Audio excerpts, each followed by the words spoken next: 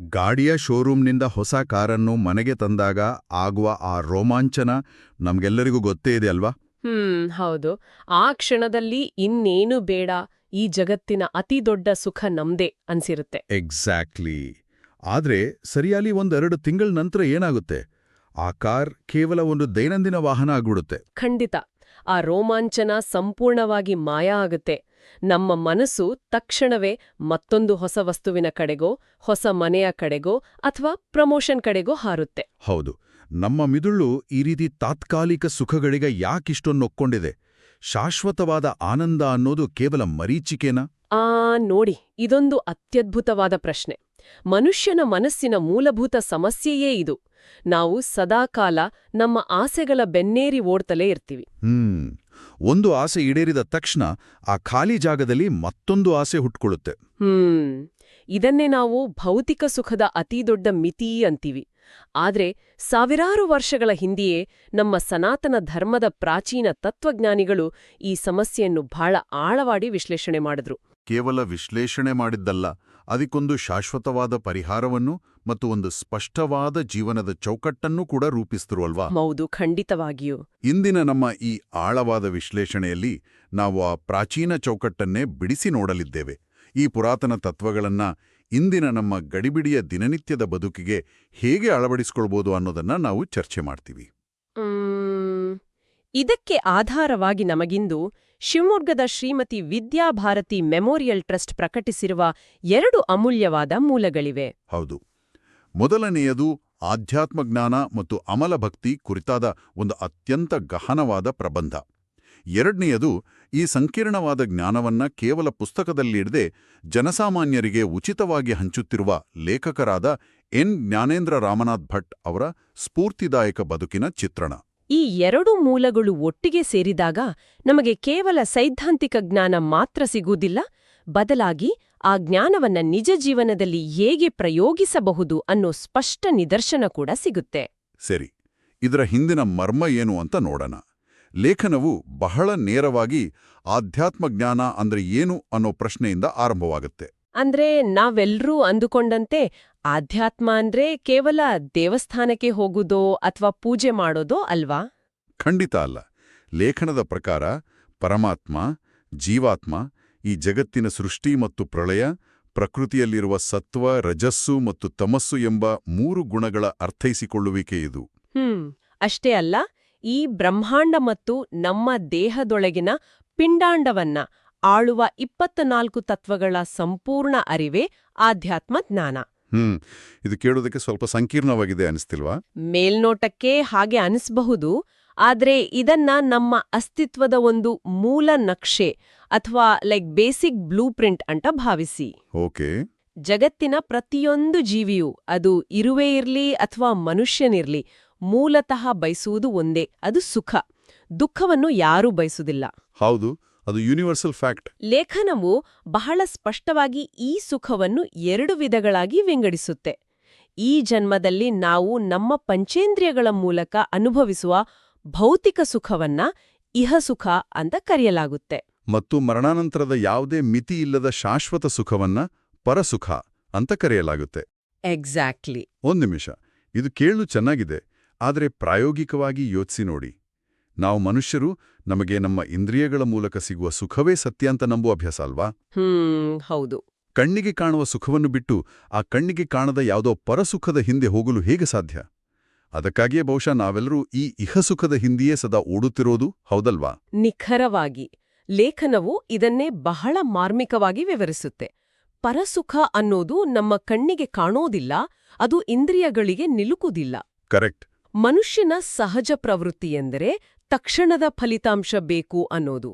ವೈದ್ಯರು ಸಕ್ಕರೆ ಕಾಯಿಲೆ ಇದೆ, ಸಿಹಿ ತಿನ್ಬೇಡಿ ಅಂತ ಎಚ್ಚರಿಕೆ ಕೊಟ್ರು, ಆ ನಾಲಿಗೆಯ ಚಪಲಕ್ಕೆ ಸಿಲುಕಿ ರೋಗಿ ಸಿಹಿಯನ್ನು ತಿಂದು ದುಃಖವನ್ನು ಆಹ್ವಾನಿಸಿಕೊಳ್ತಾನೆ. ಅರೆ ಹೌದು, ನಮ್ಮ ವಿಷಯೇಂದ್ರಿಯಗಳು ಅಷ್ಟು ಬಲವಾಗಿ ನಮ್ಮನ್ನು ಕಂಟ್ರೋಲ್ ಮಾಡ್ತವೆ. ನಾವು ಶಾಶ್ವತ ಆನಂದವನ್ನು ಮರೆತು ತಾತ್ಕಾಲಿಕ ಸುಖಕ್ಕಾಗಿ ಒದ್ದಾಡ್ತೇವೆ. ಖಂಡಿತ. ಆದ್ರೆ ನಮ್ಮೊಳಗೆ ಆ ಶಾಶ್ವತ ಆನಂದವನ್ನು ಅನುಭವಿಸುವ ಸಾಮರ್ಥ್ಯ ಮೊದಲೇ ಇದೆಯಾ? ಲೇಖನದಲ್ಲಿ ಒಂದು ಕುತೂಹಲಕಾರಿ ವಿಷಯ ಇದೆ. ಜೀವಾತ್ಮನು ಮೂಲತಃ ಜ್ಞಾನಾನಂದ ಸ್ವರೂಪಿ ಅಂತ ಹೇಳಲಾಗಿದೆ. ಅಂದ್ರೆ ನಮ್ಮ ಮೂಲ ರೂಪವೇ ಆನಂದ. ಹೌದು. ಹಾಗಾದ್ರೆ ನಮಗೆ ಆ ಆನಂದ ಯಾಕೆ ಸದಾಕಾಲ ಅನುಭವಕ್ಕೆ ಬರ್ತಿಲ್ಲ? ಇಲ್ಲಿನ ಅತ್ಯಂತ ಆಳವಾದ ತತ್ವವೇ ಅದು ನೋಡಿ. ನಮ್ಮ ಮೂಲ ರೂಪ ಆನಂದಮಯವಾಗಿದ್ರೂ ಪ್ರಕೃತಿಯ 3 ಗುಣಗಳು ಅಂದ್ರೆ ಅಸತ್ವ, ರಜಸ್ಸು ಮತ್ತು ತಮಸ್ಸು ಒಂದು ದಪ್ಪನೆಯ ಮುಚ್ಚಳದಂತೆ ಜೀವಾತ್ಮನ ಆನಂದವನ್ನು ಮುಚ್ಚಿಹಾಕಿವೆ. ಓ, ಮುಚ್ಚಳದ ಥರ. ಹೌದು. ಇದು ಹೇಗಿದೆ ಅಂದ್ರೆ ಉರಿಯುತ್ತಿರುವ ದೀಪದ ಮೇಲೆ ಒಂದು ಮಣ್ಣಿನ ಮಡಕೆಯನ್ನು ಮುಚ್ಚಿಟ್ಟಂತೆ. ಒಳಗೆ ಬೆಳಕಿದೆ, ಆದ್ರೆ ಆ ಮಡಕೆಯ ಮುಚ್ಚಳದಿಂದಾಗಿ ಹೊರಗಡೆ ಕಗ್ಗತ್ತಲೆ ಆವರಿಸಿದೆ. ಅರ್ಥವಾಯ್ತು. ಈ ಮುಚ್ಚಳವೇ ನಮ್ಮ ಅಹಂಕಾರ, ಅಜ್ಞಾನ ಮತ್ತು ಸಂಸಾರದ ಬಂಧನ. ಇದನ್ನೇ ಇಂದಿನ ಭಾಷೆಯಲ್ಲಿ ಅರ್ಥ ಮಾಡ್ಕೊಳ್ಳೋದಾದ್ರೆ ನನಗನ್ಸೋಂಗಂತೆ ಇದು ಹೇಗಿದೆ ಅಂದ್ರೆ ನಮ್ಮ ಬಳಿ ಅತ್ಯಂತ ದುಬಾರಿಯಾದ ಅತಿ ವೇಗವಾಗಿ ಕೆಲಸ ಮಾಡುವ ಒಂದು ಲೇಟೆಸ್ಟ್ ಸ್ಮಾರ್ಟ್ಫೋನ್ ಇದೆ ಅಂತ ಅಂದುಕೊಳ್ಳಿ. ಅದರೊಳಗೆ ಜಗತ್ತಿನ ಇನ್ನ ಅದ್ಭುತ ಫೀಚರ್ಸ್ ಇವೆ, ಅಪರಿಮಿತ ಸಾಮರ್ಥ್ಯ ಇದೆ. ಅದೇ ಜೀವಾತ್ಮನ ಆನಂದ. ಆದರೆ ಆ ಫೋನಿನ ನೆಟ್ವರ್ಕ್ ರಿಸೀವರ್ ಅನ್ನ ಸಂಪೂರ್ಣವಾಗಿ ಸ್ವಿಚ್ ಆಫ್ ಮಾಡಲಾಗಿದೆ. ಹೌದು. ಯಾವುದೇ ಸಂಪರ್ಕ ಇಲ್ಲದ ನಿರ್ಬಂಧಿತ ಸ್ಥಿತಿಯಲ್ಲಿ ಅದನ್ನ ಇಡಲಾಗಿದೆ. ಆ ಫೋನ್ ಒಳಗೆ ಎಲ್ಲಾ ಸಾಮರ್ಥ್ಯ ಇದ್ರೂ ಅದು ಹೊರಗಿನ ಜಗತ್ತಿನೊಂದಿಗೆ ಸಂಪರ್ಕ ಸಾಧಿಸಲು ಆಗ್ತಿಲ್ಲ. ಈ ಪ್ರಕೃತಿಯ ಗುಣಗಳ ಮುಚ್ಚಳ ಇದೆಯಲ್ಲ, ಅದು ಆ ಸಿಗ್ನಲ್ ಅನ್ನ ತಡೆಯುವ ಜಾಮರ್ ತರ ಕೆಲಸ ಮಾಡ್ತಿವೆ ಅಲ್ವಾ? ವಾವ್, ಅದ್ಭುತವಾದ ಹೋಲಿಕೆ. ಆ ಸಿಗ್ನಲ್ ತಡೆಯುವ ಜಾಮರನ್ನ ಕೇವಲ ಜ್ಞಾನದಿಂದ ತೆಗೆಯಲು ಸಾಧ್ಯವಿಲ್ಲ ಅನ್ನೋದೇ ಇಲ್ಲಿನ ಅತಿ ಮುಖ್ಯವಾದ ತಿರುವು. ಅಂದ್ರೆ ಕೇವಲ ಓದಿದ್ರೆ ಸಾಲದ? ಖಂಡಿತ ಇಲ್ಲ. ಕೇವಲ ಮ್ಯಾನ್ಯುಯಲ್ ಓದಿದ ತಕ್ಷಣ ಫೋನ್ ನೆಟ್ವರ್ಕ್ ಕನೆಕ್ಟ್ ಆಗೋದಿಲ್ಲ ತಾನೆ. ಹಾಗೆಯೇ ಕೇವಲ ವೇದ ಉಪನಿಷತ್ತುಗಳನ್ನ ಓದಿದ ಮಾತ್ರಕ್ಕೆ ಈ ಮುಚ್ಚಳ ಕಳಚಿ ಬೀಳೋದಿಲ್ಲ. ಓಕೆ. ಆ ಜಾಮರನ್ನ ನಿಷ್ಕ್ರಿಯಗೊಳಿಸಲು, ಆ ಅಜ್ಞಾನದ ಮುಚ್ಚಳವನ್ನು ತೆಗೆಯಲು ನಮಗೆ ಪರಮಾತ್ಮನ ಮಹಾಚೈತನ್ಯ ಶಕ್ತಿ ಅಥವಾ ಅವನ ಅನುಗ್ರಹ ಬೇಕೇ ಬೇಕು. ಜ್ಞಾನವೊಂದೇ ಸಾಲದು, ಭಗವಂತನ ಕೃಪೆ ಅತ್ಯಗತ್ಯ ಎಂಬುದನ್ನ ಮೂಲಲೇಖನ ಬಹಳ ಸ್ಪಷ್ಟವಾಗಿ ಪ್ರತಿಪಾದಿಸುತ್ತೆ. ಹಾಗಾದ್ರೆ ಆ ಪರಮಾತ್ಮನ ಅನುಗ್ರಹವನ್ನ ಪಡೆಯುವುದು ಹೇಗೆ? ಆ ಮುಚ್ಚಳವನ್ನ ತೆಗೆಯುವ ಪಾಸ್ವರ್ಡ್ ಅಥವಾ ಕೀಲಿಕೈ ಯಾವುದು? ಲೇಖನವು ಇದಕ್ಕೆ ಉತ್ತರವಾಗಿ ಅಮಲ ಭಕ್ತಿ ಎಂಬ ಪದವನ್ನು ಪರಿಚಯಿಸುತ್ತೆ. ಮತ್ತು ಇಲ್ಲಿಯೇ ಶ್ರೀ ಮಧ್ವಾಚಾರ್ಯರ ತತ್ವಶಾಸ್ತ್ರದ ಪ್ರಸ್ತಾಪ ಬರೋದು. ದ್ವೈತ ಸಿದ್ಧಾಂತದ ಪ್ರತಿಪಾದಕರಾದ ಶ್ರೀ ಮಧ್ವಾಚಾರ್ಯರು ಅಲ್ವಾ? ಹೌದು. ಮಧ್ವಾಚಾರ್ಯರು ಬ್ರಹ್ಮಸೂತ್ರ ಭಾಷ್ಯ, ಗೀತಾಭಾಷ್ಯ, ಅಣುಭಾಷ್ಯ ಸೇರಿದಂತೆ ಒಟ್ಟು 37 ಮಹತ್ವದ ಗ್ರಂಥಗಳನ್ನು ರಚಿಸಿದ್ದಾರೆ. 37 ಗ್ರಂಥಗಳಾ? ಅಬ್ಬಾ! ಹೌದು. ಈ ಗ್ರಂಥಗಳ ಸಮೂಹಕ್ಕೆ ಸರ್ವಮೂಲ ಅಂತ ಕರೆಯಲಾಗುತ್ತೆ. ಇವು ಮನುಷ್ಯನ ಪ್ರಜ್ಞೆಯನ್ನ ಜಾಗೃತಗೊಳಿಸುವ ಅಗಾಧವಾದ ಕೈಪಿಡಿಗಳಿದ್ದಂತೆ. 13ನೇ ಶತಮಾನದಲ್ಲಿ ಇಷ್ಟೊಂದು ಸಂಕೀರ್ಣವಾದ 37 ಗ್ರಂಥಗಳನ್ನ ಬರೆಯುವುದು ಅಂದರೆ ಸಾಮಾನ್ಯ ಮಾತಲ್ಲ. ಆದ್ರೆ ಆ ಸಾಮಾನ್ಯ ಜನರಿಗೆ ಇಷ್ಟೆಲ್ಲ ಗ್ರಂಥಗಳನ್ನು ಓದಿ ಅರ್ಥೈಸ್ಕೊಳ್ಳೋದು ಕಷ್ಟ ಅಲ್ವಾ? ಖಂಡಿತ ಕಷ್ಟ. ಅದಕ್ಕಾಗಿಯೇ ಶ್ರೀ ವ್ಯಾಸತೀರ್ಥರು ಒಂದು ಅದ್ಭುತವಾದ ಕೆಲಸ ಮಾಡಿದ್ರು. ಆ 37 ಗ್ರಂಥಗಳ ಸಂಪೂರ್ಣ ಸಾರವನ್ನ ನವಪ್ರಮೇಯ ರತ್ನಮಾಲಾ ಎಂಬ ಕೇವಲ ಒಂದೇ ಒಂದು ಶ್ಲೋಕದಲ್ಲಿ 9 ಪ್ರಮುಖ ತತ್ವಗಳಾಗಿ ಸಂಕ್ಷೇಪಿಸಿದ್ರು. ಓಹ್, ದೊಡ್ಡದೊಂದು ಗ್ರಂಥಾಲಯದ ಸಾರವನ್ನ ಒಂದು ಸಣ್ಣ ಸೂತ್ರದಲ್ಲಿ ಅಡಕ ಮಾಡದ ಹಾಗೆ ಅಲ್ವಾ? ಎಕ್ಸಾಕ್ಟ್ಲಿ. ಆ 9 ತತ್ವಗಳಲ್ಲಿ 7ನೆಯ ಪ್ರಮೇಯವೇ ನಾವು ಈಗ ಚರ್ಚಿಸುತ್ತಿರುವ ವಿಷಯ. ಅಮಲ ಭಕ್ತಿಶ್ಚ ತತ್ಸಾಧನಂ. ಅಂದ್ರೆ ಮೋಕ್ಷವನ್ನು ಪಡೆಯಲು ಅಥವಾ ಭಗವಂತನ ಅನುಗ್ರಹ ಪಡೆಯಲು ಅಮಲವಾದ ಅಂದ್ರೆ ಯಾವುದೇ ಕಲ್ಮಶವಿಲ್ಲದ ಶುದ್ಧವಾದ ಭಕ್ತಿಯೇ ಏಕೈಕ ಸಾಧನ ಅಂತ ಅವರು ಸ್ಪಷ್ಟಪಡಿಸಿದ್ದಾರೆ. ಆದ್ರೆ ಈ ಶುದ್ಧ ಭಕ್ತಿ ಎಂದರೆ ಹೇಗಿರಬೇಕು? ದೇವಸ್ಥಾನಕ್ಕೆ ಹೋಗಿ ಹಣ್ಣುಕಾಯಿ ಮಾಡಿಸುವುದು ಭಕ್ತಿನಾ, ಅಥವಾ ದಿನಾ ಬೆಳಿಗ್ಗೆ ಸ್ತೋತ್ರಗಳನ್ನ ಹೇಳುವುದು ಭಕ್ತಿನಾ? ನೋಡಿ, ಲೇಖನವು ನಾರದ ಭಕ್ತಿಸೂತ್ರದ 2ನೇ ಸೂತ್ರವನ್ನು ಉಲ್ಲೇಖಿಸಿ ಇದಕ್ಕೆ ಉತ್ತರ ಕೊಡುತ್ತೆ. ಸಾತ್ವಸ್ಮಿನ್ ಪರಮಪ್ರೇಮ ರೂಪ. ಭಕ್ತಿ ಎಂದರೆ ಪರಮಾತ್ಮನ ಮೇಲಿನ ಪರಮಪ್ರೇಮ ಅಥವಾ ಉತ್ಕಟವಾದ ಪ್ರೀತಿ. ಪರಮಪ್ರೇಮ? ಹೌದು. ನಾವಿಲ್ಲಿ ಒಂದು ಪದದ ಮೇಲೆ ವಿಶೇಷ ಗಮನ ಹರಿಸಬೇಕು. ನಾರದರು ಆ ಸೂತ್ರದಲ್ಲಿ ತು ಅಂದ್ರೆ ಆದರೆ ಎಂಬ ಒಂದು ಸಣ್ಣ ಪದವನ್ನ ಬಳಸಿದ್ದಾರೆ. ಓಕೆ, ಇದೇಕಿಷ್ಟೊಂದು ಮಹತ್ವದ್ದು? ಯಾಕಂದ್ರೆ ನಮ್ಮ ಲೌಕಿಕ ಜಗತ್ತಿನಲ್ಲಿ ನಾವು ತೋರುವ ಪ್ರೇಮವು ಯಾವಾಗ್ಲೂ ಷರತ್ತುಬದ್ಧವಾಗಿರುತ್ತೆ. ಅಲ್ಲಿ ಯಾವುದೋ ಒಂದು ಫಲದ ನಿರೀಕ್ಷೆ ಇರುತ್ತೆ, ಒಂದು ರೀತಿಯ ಕೊಡು-ಕೊಳ್ಳುವ ಲೆಕ್ಕಾಚಾರ ಇರುತ್ತೆ. ನಾನು ನಿನಗೆಷ್ಟು ಮಾಡಿದ್ದೇನೆ, ನೀನು ನನಗೇನು ಮಾಡುತ್ತೀಯಾ ಅನ್ನೋ ಮನೋಭಾವ. ಹೌದು. ದೇವರ ಬಳಿಯೂ ನಾವು ಹಾಗೇ ನಡೆದುಕೊಳ್ಳುತ್ತೇವೆ. ನಾನು ನಿನಗೆ ತೆಂಗಿನಕಾಯಿ ಒಡೆತೇನೆ, ನೀನು ನನ್ನ ಮಗನಿಗೆ ಒಳ್ಳೆ ಕೆಲಸ ಕೊಡು ಅಂತ ಕೇಳ್ತೇವೆ. ಹೌದು, ಇದು ಬಹಳ ನಿಜ. ನಾವೆಲ್ಲರೂ ದೇವರ ಬಳಿ ಹೋಗುವುದೇ ನಮ್ಮ ಬೇಡಿಕೆಗಳ ಲಿಸ್ಟನ್ನ ಹಿಡಿದುಕೊಂಡು. ಆದ್ರೆ ಆ ತೂ ಎಂಬ ಪದದ ಅರ್ಥ ಏನು ಹಾಗಾದ್ರೆ? ಆ ತೂ ಎಂಬ ಪದವು ಭಕ್ತಿಯನ್ನ ಈ ಎಲ್ಲಾ ಲೌಕಿಕ ಷರತ್ತುಬದ್ಧ ಪ್ರೇಮದಿಂದ ಬೇರೆ ಮಾಡುತ್ತೆ. ಅಂದರೆ ಭಗವಂತನ ಮೇಲಿನ ಪ್ರೇಮ ಅಥವಾ ಭಕ್ತಿ ಯಾವುದೇ ಪ್ರತಿಫಲವನ್ನು ನಿರೀಕ್ಷಿಸೋದಿಲ್ಲ. ಓ, ಕಷ್ಟಗಳು ಬಂದಾಗ ದೇವರನ್ನು ಬೈಯುವುದು, ಸುಖ ಬಂದಾಗ ಮರೆಯುವುದು ಭಕ್ತಿಯಲ್ಲ. ಯಾವ ಫಲವನ್ನೂ ನಿರೀಕ್ಷಿಸದೆ, ಕೊನೆಗೆ ಮೋಕ್ಷವನ್ನೂ ಕೂಡ ನಿರೀಕ್ಷಿಸದೆ ಸಂಪೂರ್ಣವಾಗಿ ಭಗವಂತನಲ್ಲಿ ಅನುರಕ್ತವಾಗುವ ಸ್ಥಿತಿಯೇ ನಿಜವಾದ ಅಮಲ ಭಕ್ತಿ. ಒಂದು ನಿಮಿಷ ನಿಲ್ಲಿಸಿ, ಮೋಕ್ಷವನ್ನೂ ಎಕ್ಸ್ಪೆಕ್ಟ್ ಮಾಡಬಾರ್ದಾ? ನಾವೆಲ್ಲರೂ ಆಧ್ಯಾತ್ಮಿಕ ಸಾಧನೆ ಮಾಡುವುದೇ ಆ ಭವಬಂಧನದಿಂದ ಬಿಡುಗಡೆ ಹೊಂದಿ ಮೋಕ್ಷ ಪಡೆಯಲು ಅಲ್ವಾ? ಅದನ್ನೂ ನಿರೀಕ್ಷಿಸದೇ ಇದ್ರೆ ಮತ್ಯಾಕೆ ಭಕ್ತಿ ಮಾಡಬೇಕು? ಇದು ಸ್ವಲ್ಪ ವಿರೋಧಾಭಾಸ ಅನ್ಸೋದಿಲ್ವಾ? ಇದೇ ಆಧ್ಯಾತ್ಮದ ಅತ್ಯಂತ ಉನ್ನತ ಮಟ್ಟ ಗೊತ್ತಾ? ನೀವು ಮೋಕ್ಷಕ್ಕಾಗಿ ಭಕ್ತಿ ಮಾಡುತ್ತೀರಿ ಎಂದರೆ ಅಲ್ಲಿ ಒಂದು ಬಯಕೆ ಇದೆ ಎಂದರ್ಥ. ಅದು ಎಷ್ಟೇ ಪವಿತ್ರವಾದ ಬಯಕೆ ಆಗಿದ್ರೂ ಅದೊಂದು ನಿರೀಕ್ಷೆ. ನಿಜ. ಅಮಲ ಭಕ್ತಿ ಎಂದರೆ ತಾಯಿಯೊಬ್ಬಳು ತನ್ನ ಮಗುವನ್ನು ಪ್ರೀತಿಸುವಂತೆ. ಮಗುವಿನಿಂದ ಅವಳು ಏನನ್ನೂ ನಿರೀಕ್ಷಿಸುವುದಿಲ್ಲ, ಕೇವಲ ಪ್ರೀತಿಸುವುದಷ್ಟೇ ಅವಳ ಸ್ವಭಾವ ಆಗಿರುತ್ತೆ. ಹಾಗೆಯೇ ಭಗವಂತನ ಗುಣಗಳನ್ನ ಅರಿತು ಅವನ ಅಸ್ತಿತ್ವವನ್ನ ಆಚರಿಸುವುದೇ ಭಕ್ತಿ. ಅಲ್ಲಿ ಬೇಡಿಕೆಗಳು ಇರುವುದಿಲ್ಲ, ಕೇವಲ ಸಮರ್ಪಣೆ ಇರುತ್ತೆ ಅಲ್ವಾ? ಖಂಡಿತ. ಇದನ್ನೇ ಲೇಖನದಲ್ಲಿ ದರ್ಶನ ಭಕ್ತಿ ಮತ್ತು ಯಥಾರ್ಥ ಭಕ್ತಿ ಅಂತ ವಿಂಗಡಿಸಲಾಗಿದೆ.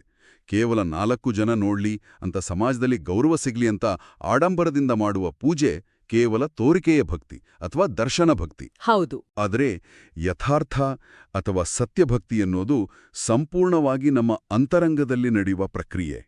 ಇದನ್ನ ಸಾಧಿಸಲು ಶ್ರೀಮದ್ ಭಾಗವತದಲ್ಲಿ 9 ಬಗೆಯ ಮಾರ್ಗಗಳನ್ನ, ಅಂದ್ರೆ ನವವಿಧ ಭಕ್ತಿಗಳನ್ನ ನೀಡಲಾಗಿದೆ. ಎಕ್ಸಾಕ್ಟ್ಲಿ.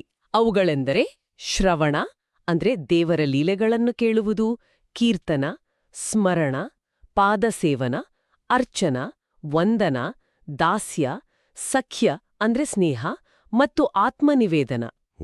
ಪ್ರತಿಯೊಬ್ಬ ವ್ಯಕ್ತಿಯೂ ತನ್ನ ಸ್ವಭಾವಕ್ಕೆ ತಕ್ಕಂತೆ ಈ 9ರಲ್ಲಿ ಯಾವುದಾದರೂ ಒಂದು ಮಾರ್ಗವನ್ನ ಆರಿಸ್ಕೊಳ್ಬಹುದು. ಇಲ್ಲಿ ನನಗೊಂದು ಪ್ರಶ್ನೆ ಇದೆ. ಈ ನವವಿಧ ಭಕ್ತಿಯಲ್ಲಿ ಸಖ್ಯ ಅಂದ್ರೆ ಭಗವಂತನನ್ನ ಸ್ನೇಹಿತನಂತೆ ಕಾಣುವುದು ಎಂದಿದ್ದೀರಿ. ಸ್ನೇಹ ಎನ್ನೋದು ಯಾವಾಗ್ಲೂ ಸಮಾನಸ್ಕರ ನಡುವೆ ಇರುತ್ತೆ.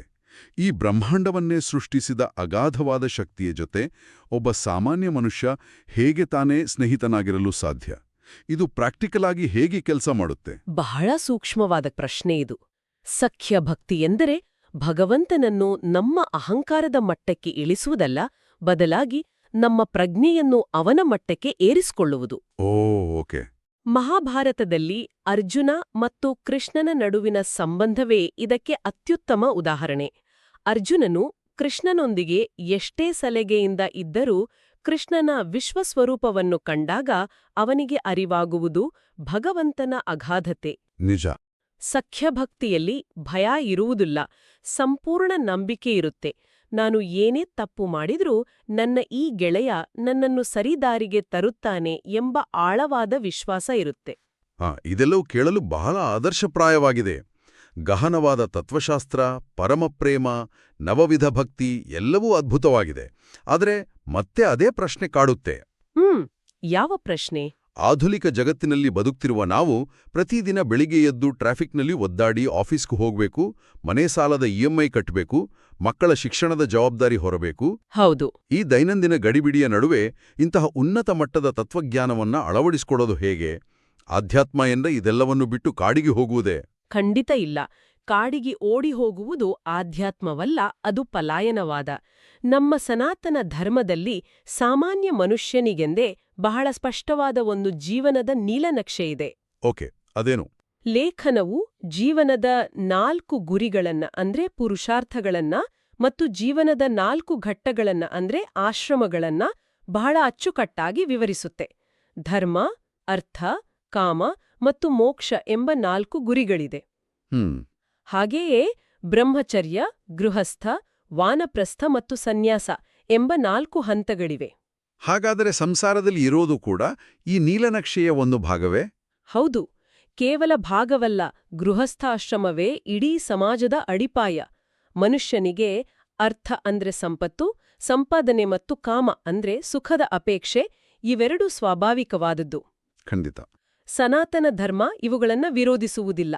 ಆದ್ರೆ ಅವೆರಡನ್ನೂ ಧರ್ಮದ ಅಂದ್ರೆ ನ್ಯಾಯಸಮ್ಮತವಾದ ಚೌಕಟ್ಟಿನಲ್ಲಿಟ್ಟು ಅನುಭವಿಸಬೇಕು ಅಂತ ಹೇಳುತ್ತೆ. ನೀವು ಪ್ರಾಮಾಣಿಕವಾಗಿ ದುಡಿದು ಸಾಲದ ಕಂತು ಕಟ್ಟುವುದು, ಕುಟುಂಬವನ್ನು ಪೋಷಿಸುವುದು ಕೂಡ ಧರ್ಮವೇ ಆಗಿದೆ. ವಾವ್!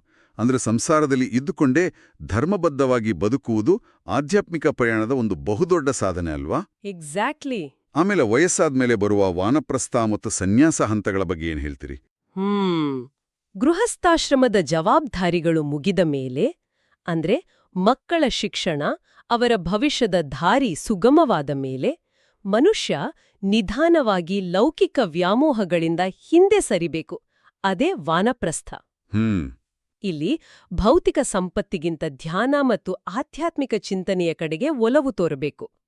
ಕೊನೆಗೆ ಸನ್ಯಾಸ ಹಂತದಲ್ಲಿ ಸಂಪೂರ್ಣ ವೈರಾಗ್ಯ ಮತ್ತು ಪ್ರಾಪಂಚಿಕ ವಿಷಯಗಳಿಂದ ಮುಕ್ತನಾಗಿ ಸಂತೃಪ್ತಿ ಹೊಂದಬೇಕು. ಇದೆಲ್ಲವೂ ತಾತ್ವಿಕವಾಗಿ ಬಹಳ ಸ್ಫೂರ್ತಿದಾಯಕವಾಗಿದೆ.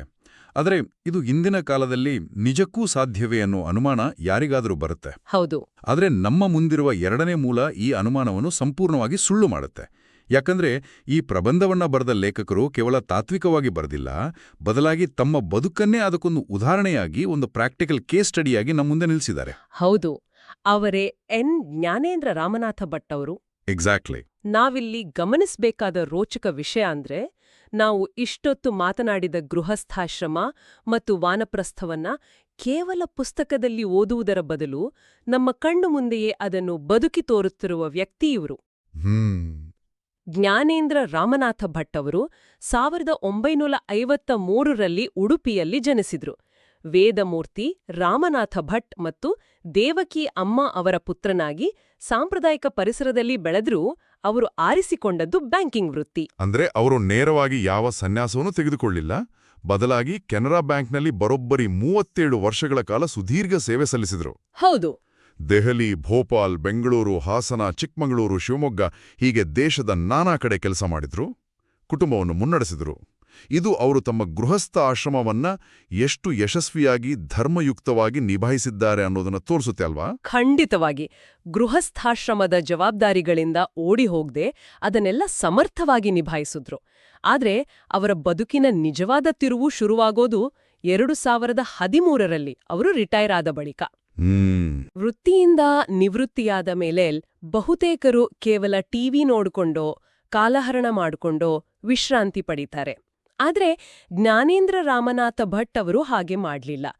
ತಮ್ಮ ಧರ್ಮಪತ್ನಿ ದಿವಂಗತ ವಾಣಿ ಭಟ್ ಅವರ ಸ್ಮರಣಾರ್ಥ ಶ್ರೀಮತಿ ವಿದ್ಯಾಭಾರತಿ ಮೆಮೋರಿಯಲ್ ಟ್ರಸ್ಟ್ ಅನ್ನ ಪ್ರಾರಂಭಿಸಿದ್ರು. ಇದನ್ನೇ ನಾವು ಆಧುನಿಕ ಕಾಲದ ವಾನಪ್ರಸ್ಥ ಅಂತ ಕರಿಬೋದಲ್ವಾ? ಖಂಡಿತ. ಅವರು ತಮ್ಮ ಸಮಯ ಮತ್ತು ಸಂಪನ್ಮೂಲಗಳನ್ನ ಸಮಾಜ ಸೇವೆಗೆ ಮೀಸಲಿಟ್ರು. ಸರ್ಕಾರಿ ಪ್ರಾಥಮಿಕ ಶಾಲೆಗಳ ಮಕ್ಕಳಿಗೆ ಸಹಾಯ ಮಾಡತೊಡಗಿದ್ರು. ವಿದ್ಯಾರ್ಥಿಗಳಿಗೆ ನೋಟ್ಬುಕ್, ಶಾಲಾ ಬ್ಯಾಗ್, ಛತ್ರಿಗಳನ್ನ ವಿತರಿಸುವಂತ ರಚನಾತ್ಮಕ ಕೆಲಸಗಳಲ್ಲಿ ತೊಡಗಿಸಿಕೊಂಡ್ರು. ತಾವು ಗಳಿಸಿದ್ದನ್ನ ಸಮಾಜಕ್ಕೆ ಮರಳಿಸುವ ಪ್ರಕ್ರಿಯೆ ಇದು. ಅಷ್ಟೇ ಅಲ್ಲ, ಜ್ಞಾನದಾನದ ವಿಚಾರದಲ್ಲಿ ಅವರ ಕೊಡುಗೆ ಅಪಾರವಾದದ್ದು. ತಮ್ಮ ವಂಶ ಪಾರಂಪರ್ಯವಾಗಿ ಬಂದಿದ್ದ ಜ್ಞಾನವನ್ನ ತಮ್ಮದೇ ಆದ ಆಳವಾದ ಅಧ್ಯಯನದ ಮೂಲಕ ವಿಸ್ತರಿಸಿಕೊಂಡ್ರು. ಶ್ರೀ ವಿಷ್ಣು ಸಹಸ್ರನಾಮ ಕೃತಿಯ ಬರೋಬ್ಬರಿ 8 ಕೃತಿಗಳ ಸರಣಿಯನ್ನ ರಚಿಸಿದ್ರು. ಜೊತೆಗೆ ಸಂಧ್ಯಾವಂದನೆಯ ಅಂತರಂಗ ಮತ್ತು ನಾವಿಂದು ಚರ್ಚಿಸ್ತಿರುವ ಆಧ್ಯಾತ್ಮ ಜ್ಞಾನ ಎಂಬ ಗಹನವಾದ ಕೃತಿಗಳನ್ನ ಬಹಳ ಸರಳವಾದ ಭಾಷೆಯಲ್ಲಿ ಬರೆದ್ರು. ಇಲ್ಲಿ ನನ್ನನ್ನ ಅತಿ ಹೆಚ್ಚು ಬೆರಗುಗೊಳಿಸಿದ ವಿಷಯ ಒಂದಿದೆ ನೋಡಿ. ಈ ಪ್ರಾಚೀನ ಜ್ಞಾನವನ್ನ ಹಂಚನು ಅವರು ಆಧುನಿಕ ತಂತ್ರಜ್ಞಾನವನ್ನ ಬಳಸ್ಕೊಂಡ ರೀತಿ ನಿಜವಾಗ್ಲೂ ಅದ್ಭುತ. ಹೌದು. ಅವರು ಈ ಪುಸ್ತಕಗಳನ್ನ ಮುದ್ರಿಸಿ ಮಾರಿ ಹಣ ಮಾಡ್ಬೋದಿತ್ತು, ಆದರೆ ಅವ್ರು ಹಾಗೆ ಮಾಡಲಿಲ್ಲ. ಡಿಜಿಟಲ್ ಪುಸ್ತಕಗಳ ರೂಪದಲ್ಲಿ ಇಮೇಲ್ ಮತ್ತು ವಾಟ್ಸ್ಆಪ್ ಮೂಲಕ ಈ ಕೃತಿಗಳನ್ನ ಜನಸಾಮಾನ್ಯರಿಗೆ ಸಂಪೂರ್ಣ ಉಚಿತವಾಗಿ ತಲುಪಿಸ್ತಿದ್ದಾರೆ. ಅವರಿಂದ ಯಾವುದೇ ಲಾಭದ ನಿರೀಕ್ಷೆ ಇಲ್ಲ. ಇದೇ ನೋಡಿ ನಾವು ಹಿಂದಿನ ಭಾಗದಲ್ಲಿ ಚರ್ಚಿಸಿದ ಅಮಲಭಕ್ತಿಯ ಅತ್ಯುತ್ತಮ ಪ್ರಾಯೋಗಿಕ ಉದಾಹರಣೆ. ಖಂಡಿತ. ಯಾವುದೇ ಪ್ರತಿಫಲಾಪೇಕ್ಷೆ ಇಲ್ಲದೆ ತನಗೆ ಸಿಕ್ಕ ಜ್ಞಾನವನ್ನ ಸಮಾಜಕ್ಕೆ ಹಂಚುವ ಸೇವಾಭಾವ ಇದೆಯಲ್ಲ, ಆ ನಿಷ್ಕಾಮ ಕರ್ಮವೇ ಭಗವಂತನ ಮೇಲಿನ ಪ್ರೇಮದಷ್ಟೇ ಪವಿತ್ರವಾದದ್ದು. ನಿಜ. ತಾನು ಕಲಿತಿದ್ದನ್ನ ಅರಗಿಸಿಕೊಂಡದ್ದನ್ನ ಇತರರಿಗೂ ಹಂಚಬೇಕು, ಅದು ಯಾವುದೇ ಷರತ್ತುಗಳಿಲ್ಲದೆ ಹಂಚಬೇಕು ಎಂಬ ಅವರ ತುಡಿತ ಕೇವಲ ಜ್ಞಾನಿಯಾಗುವುದಕ್ಕೂ ಮತ್ತು ಆ ಜ್ಞಾನವನ್ನ ಭಕ್ತಿಯ ಮೂಲಕ ಸಮಾಜಕ್ಕೆ ಸಮರ್ಪಿಸುವುದಕ್ಕೂ ಇರುವ ವ್ಯತ್ಯಾಸವನ್ನ ಬಹಳ ಸ್ಫುಟವಾಗಿ ತೋರಿಸುತ್ತೆ. ನಿಜಕ್ಕೂ ಸ್ಫೂರ್ತಿದಾಯಕ. ಒಟ್ಟಾರೆಯಾಗಿ ಹೇಳೋದಾದರೆ ಇಂದಿನ ನಮ್ಮ ಈ ವಿಶ್ಲೇಷಣೆ ಹಲವು ಆಳವಾದ ಒಳನೋಟಗಳನ್ನು ನೀಡಿದೆ. ಕೇವಲ ತಾತ್ಕಾಲಿಕವಾದ ಇಹಸುಖದ ಹಿಂದೇ ಓಡುತ್ತಿರುವ ನಮಗೆ ಪರಸುಖ ಅಥವಾ ಶಾಶ್ವತ ಆನಂದದ ಅರಿವನ್ನು ಮೂಡಿಸಿದೆ. ನಮ್ಮ ಮೂಲ ಆನಂದವನ್ನು ಮುಚ್ಚಿರುವ ಅಹಂಕಾರ ಮತ್ತು ಅಜ್ಞಾನದ ಮುಚ್ಚಳವನ್ನು ತೆಗೆಯಲು ಕೇವಲ ಪುಸ್ತಕದ ಜ್ಞಾನವಿದ್ರೆ ಸಾಲದು. ಅದಕ್ಕೆ ಆ ಮಹಾಚೈತನ್ಯದ ಅನುಗ್ರಹ ಮತ್ತು ಅಮಲಭಕ್ತಿ ಎಂಬ ಕೀಲಿಕೈ ಬೇಕು ಅನ್ನೋದನ್ನು ನಾವು ಅರಿತುಕೊಂಡೆವು. ಹೌದು, ಜೊತೆಗೆ ಆ ಜ್ಞಾನವನ್ನ ನಮ್ಮ ದೈನಂದಿನ ಗೃಹಸ್ಥ ಜೀವನದಲ್ಲಿಯೇ ಹೇಗೆ ಅಳವಡಿಸಿಕೊಳ್ಳಬಹುದು ಮತ್ತು ಜ್ಞಾನೇಂದ್ರ ರಾಮನಾಥ ಭಟ್ ಅವರಂತೆ ನಿವೃತ್ತಿಯ ನಂತರ ಆ ಜ್ಞಾನವನ್ನ ಸಮಾಜಕ್ಕೆ ಹೇಗೆ ಧಾರೆ ಎರೆಯಬಹುದು ಅನ್ನೋದು ಪ್ರತಿಯೊಬ್ಬರಿಗೊಂದು ಪಾಠವಾಗಿದೆ. ಖಂಡಿತ. ಮಾಹಿತಿಯ ಮಹಾಪೂರವಿರುವ ಈ ಕಾಲದಲ್ಲಿ ನಮ್ಗೆ ಇಂಟರ್ನೆಟ್ನಲ್ಲಿ ಮಾಹಿತಿಗೇನು ಬರವಿಲ್ಲ. ಆದರೆ ಆ ಮಾಹಿತಿಯನ್ನ ಜ್ಞಾನವಾಗಿ ಕನ್ವರ್ಟ್ ಮಾಡ್ಕೊಂಡು ಅದನ್ನ ಯಾವುದೇ ಸ್ವಾರ್ಥವಿಲ್ಲದೆ ಸಮಾಜದ ಒಳಿತಿಗಾಗಿ ಹಂಚುವ ಆ ಸಮರ್ಪಣಾ ಭಾವ ನಮ್ಮಲ್ಲಿದೆಯಾ ಅನ್ನೋದು ನಾವೆಲ್ಲರೂ ಕೇಳ್ಕೊಳ್ಬೇಕಾದ ಅತಿ ಮುಖ್ಯ ಪ್ರಶ್ನೆ. ವಿಶ್ಲೇಷಣೆಯನ್ನ ಮುಕ್ತಾಯಗೊಳಿಸುವ ಮುನ್ನ ಕೇಳುಗರ ಸ್ವಂತ ಚಿಂತನೆಗಾಗಿ ಒಂದು ಆಳವಾದ ಪ್ರಚೋದನಾತ್ಮಕ ಪ್ರಶ್ನೆಯನ್ನ ಬಿಟ್ಟುಹೋಗೋಣ. ಹೇಳಿ. ನಾವು ಚರ್ಚೆ ಮಾಡಿದ್ವಿ, ಲೌಕಿಕ ಪ್ರೇಮವು ಯಾವಾಗಲೂ ಏನನ್ನಾದ್ರೂ ನಿರೀಕ್ಷಿಸ್ತದೆ. ಅದು ಒಂದು ರೀತಿಯ ಕೊಡುಕೊಳ್ಳುವ ಲೆಕ್ಕಾಚಾರವಿದ್ದಂತೆ ಅಂತೆ. ಆದರೆ ಭಗವಂತನ ಮೇಲಿನ ಪ್ರೇಮ ಅಥವಾ ಅಮಲಭಕ್ತಿ ಮಾತ್ರ ಯಾವುದೇ ನಿರೀಕ್ಷೆಗಳಿಲ್ಲದ್ದು ಅಂತ. ಹೌದು. ಹಾಗಾದ್ರೆ ದೇವರ ವಿಷಯ ಸ್ವಲ್ಪ ಪಕ್ಕಕ್ಕಿರಲಿ. ನಮ್ಮ ದೈನಂದಿನ ಮಾನವ ಸಂಬಂಧಗಳಲ್ಲೂ ನಮ್ಮ ಕುಟುಂಬ, ಸಂಗಾತಿ, ಮಕ್ಕಳು ಅಥವಾ ಸ್ನೇಹಿತರೊಂದಿಗೆ ಯಾವುದೇ ಪ್ರತಿಫಲಾಪೇಕ್ಷೆ ಇಲ್ಲದ ಈ ಅಮಲಭಕ್ತಿಯ ಒಂದು ಸಣ್ಣ ಅಂಶವನ್ನಾದರೂ ನಾವು ಪ್ರತಿದಿನ ಅಳವಡಿಸಿಕೊಳ್ಳಲು ಸಾಧ್ಯವೇ? ವಾವ್, ಇದು ನಿಜಕ್ಕೂ ನಾವು ಆಳವಾಗಿ ಯೋಚಿಸಬೇಕಾದ ವಿಚಾರ. ನಾವು ಪ್ರೀತಿಸುವವರಿಂದಲೇ ನಾವು ಅತಿ ಹೆಚ್ಚು ನಿರೀಕ್ಷೆಗಳನ್ನ ಇಟ್ಕೊಂಡಿರ್ತೀವಿ. ಖಂಡಿತ. ಹಾಗೆ ಏನಾದ್ರೂ ಕೇವಲ ಪ್ರೀತಿಸುವುದನ್ನಷ್ಟೇ ನಾವು ರೂಢಿಸಿಕೊಂಡ್ರೆ ನಮ್ಮ ಸಂಬಂಧಗಳು ಮತ್ತು ಈ ಒಟ್ಟು ಜಗತ್ತು ಹೇಗೆ ಬದಲಾಗಬಹುದು? ಅದ್ಭುತವಾಗಿರತ್ತೆ. ನಮ್ಮ ಅಹಂಕಾರದ ಆ ಕಪ್ಪು ಮುಚ್ಚಳ ಕಳಿಸಿ ಬಿದ್ದಾಗ ನಮ್ಮೊಳಗಿನ ಅಸಲಿ ಆನಂದದ ಬೆಳಕು ಎಷ್ಟು ಅದ್ಭುತವಾಗಿ ಹೊರಹೊಮ್ಮಬಹುದು ಅಲ್ವಾ? ಇದನ್ನೊಮ್ಮೆ ಯೋಚಿಸಿ. ಖಂಡಿತ. ಮುಂದಿನ ವಿಶ್ಲೇಷಣೆಯಲ್ಲಿ ಮತ್ತೊಂದು ಆಸಕ್ತಿದಾಯಕ ವಿಲಯದೊಂದಿಗೆ ಭೇಟಿಯಾಗೋಣ. ಅಲ್ಲಿಯವರೆಗೆ ನಿರೀಕ್ಷೆಗಳಿಲ್ಲದೆ ಪ್ರೀತಿಸಲು ಪ್ರಯತ್ನಿಸಿ.